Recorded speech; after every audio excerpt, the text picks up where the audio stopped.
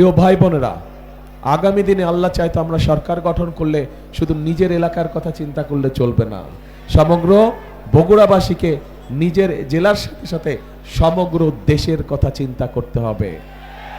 আপনাদেরকে সমগ্র দেশের নেতৃত্ব দিতে হবে। পারবেন? পারবেন ইনশাআল্লাহ। আর চাকরি বাকরি অথবা ব্যবসা বাণিজ্য যেগুলো আছে ইনশাআল্লাহ সব কিছু যোগ্যতার ভিত্তিতেই হবে। যেহেতু আমরা নিশ্চয়ই চাইবো না যে অন্য কেউ আমাদেরকে কোনো বিতর্কিত অবস্থানে ফেলুক, যে বগুড়া বলেই সব পাচ্ছে, আমরা বগুড়া না বলে পাচ্ছি না। আমরা কি চাই এরকম বলুক মানুষ? আমরা আমাদের বগুড়ার নাম খারাপ করতে চাই না।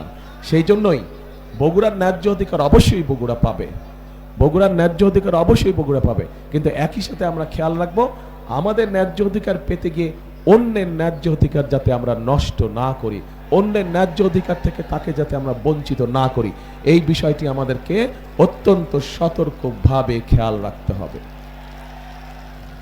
প্রিয় ভাই বোনেরা, প্রিয় বগুড়াবাসী, আজ এই মুহূর্তে আমার আপনাদেরকে কিচ্ছু দেবার নেই।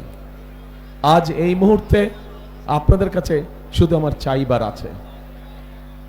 ঘরের মানুষ, এই যে আমি এত রাত্রে যে মিটিং করছি, এই যে রাজনীতি করছি, এই যে কাজগুলো করছি, আমার স্ত্রী যদি আমাকে সহযোগিতা না করতেন আমি কিন্তু পারতাম না। পারতাম? ওনার সহযোগিতা আছে বলেই আমি পেরেছি। ঠিক একইভাবে আপনারা বগুড়ার মানুষ যদি আমার পাশে থাকেন,